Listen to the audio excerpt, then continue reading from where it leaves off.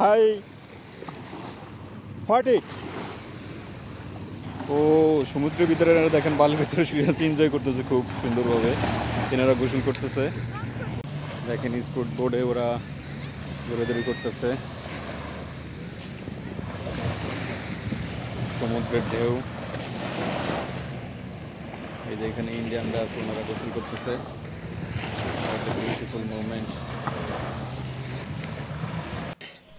থাইল্যান্ডের ব্যাংকক থেকে প্রায় 158 কিলোমিটার দূরে অবস্থিত পাতায়া শহর এশিয়ার মধ্যে অন্যতম একটি হানিমুন স্পট হিসেবে পরিচিত। এই পাতায়া সমুদ্রের হাতছানির সাথে সাথে দেখা মেলে অন্যরকম এক রঙিন রাতের শহরের। আর পাতায়ার সৌন্দর্যে মুগ্ধ হতে প্রতি বছর প্রায় লক্ষ লক্ষ পর্যটকের সমাহার ঘটে থাইল্যান্ডের এই সমুদ্রের সৈকতে।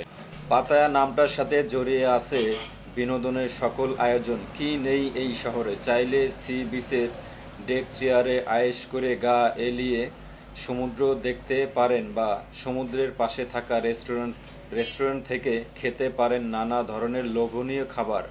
আবার ইচ্ছে হলে প্যারাগ্লাইডিং এর মতো রহস্যকর অভিজ্ঞতার স্বাদও নিতে পারেন। আবার সমুদ্রজল দিনের শান বাদ করার মতো মজাও নিতে পারেন। পুরো শহর ঘুরে দেখার মতো জায়গার অভাব নেই। যদি আপনার সময় আর টাকার অভাব না থাকে তাহলে পাতায়া সি বিচ শহরের প্রধান আকর্ষণ হলেও শহরের মাঝেও দেখার মতো অনেক জায়গা আছে। পাতায়া শহরে ঘুরে দেখার মতো ছোট থেকে বড় সবারই ভালো লাগবে এখানে গেলে।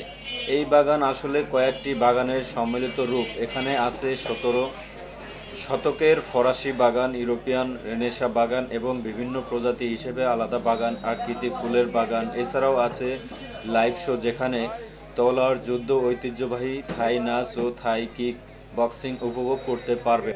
কোরাল আইল্যান্ড পাতায়া বিচের মতো আরেকটা সুন্দর বিচ কোরাল আইল্যান্ড। এখানে মূলত কয়েকটি বিচ একসাথে, তাই সকাল বেলা রওনা দিলে ওখানে পৌঁছে ভালো দ্বীপটা দেখা যাবে।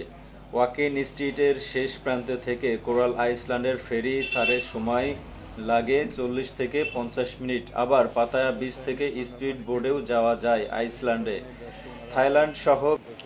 তো বন্ধুরা, আপনাদের যদি টাকা থাকে এবং পর্যাপ্ত সময় থাকে তাহলে আপনারা কিন্তু থাইল্যান্ড পাতায়া বিচ থেকে ঘুরে আসতে পারেন। খুবই আকর্ষণীয় একটা জায়গা, বিশেষ করে কাপলদের জন্য। আপনি চাইলে কিন্তু খুব সুন্দরভাবে ঘুরে আসতে পারেন পাতায়া বিচ থেকে। এখানে দেখার মতো অনেক সুন্দর সুন্দর জায়গা আছে। তো চাইলে আপনি সমুদ্রের স্বাদও নিতে পারবেন স্পিড বোর্ডে ঘুরে। কি নেই এখানে দেখার মতো! সারা বিশ্ব থেকে থাইল্যান্ডে কিন্তু পর্যটক এসে থাকে, আর থাইল্যান্ড কিন্তু পর্যটক দেশের মধ্যে খুবই নামকরা। এখানের খাবারও খুব সুস্বাদু। আপনারা দেখতে পাচ্ছেন যে এখন সন্ধ্যার পূর্বে এখানের ভিউটা খুবই সুন্দর। আমি নিজে ঘুরে দেখেছি এবং নিজে এই ভিডিওগুলো আমার হাত দিয়ে করা। দেখতে পাচ্ছেন বন্ধুরা, সমুদ্রের যে একটা ভিউ অনেক সুন্দর। আর ওই বিচে ঘুরলে আপনার কাছে অন্যরকম একটা ফিলিংস হবে, আমি আশা করছি। তো বন্ধুরা, আপনারা যদি ঘুরতে ইচ্ছুক হন আর থাইল্যান্ড যদি আপনারা কেউ ভিজিট করতে চান তাহলে আর দেরি করবেন না, থাইল্যান্ডে ঘুরে আসুন এবং থাইল্যান্ডের সৌন্দর্য দেখে আসুন।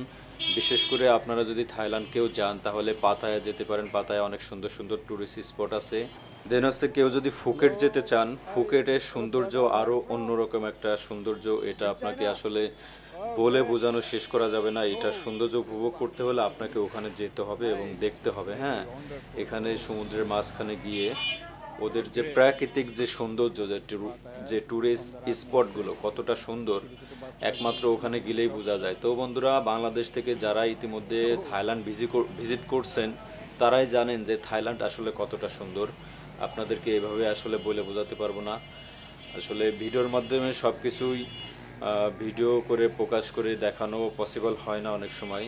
আমি যতটুকু চেষ্টা করছি আপনাদেরকে দেখানোর চেষ্টা করছি। দেখুন, এরা হচ্ছে ফিনল্যান্ড থেকে আসছে। খুবই সুন্দর একটা বাচ্চা, আমার দেখে এত ভালো লাগছে। এরা খুব যথেষ্ট মিশুক, মানুষের সাথে খুব সুন্দরভাবে মেশে এরা, ঠিক আছে? এদের মন মানসিকতা অন্যরকম। আর বিশেষ করে যখন দেশ বিদেশে আপনি ট্যুর করবেন, ভিজিট করবেন, বিভিন্ন দেশের মানুষের সাথে মিশবেন, তখন বুঝবেন পৃথিবীটা আসলে কত সুন্দর। আপনার অনেক অভিজ্ঞতা হবে, আপনি পৃথিবী সম্পর্কে বুঝতে পারবেন, দুনিয়া সম্পর্কে বুঝতে পারবেন যে আসলে দুনিয়াটা কত সুন্দর এবং দুনিয়াতে কত প্রকার কি কি হয়, কোথায় কি হচ্ছে এই বিষয়ে আপনার ভালো আইডিয়া হবে। তো বন্ধুরা, যদি ভিডিওটি ভালো লাগে অবশ্যই কমেন্টস করবেন।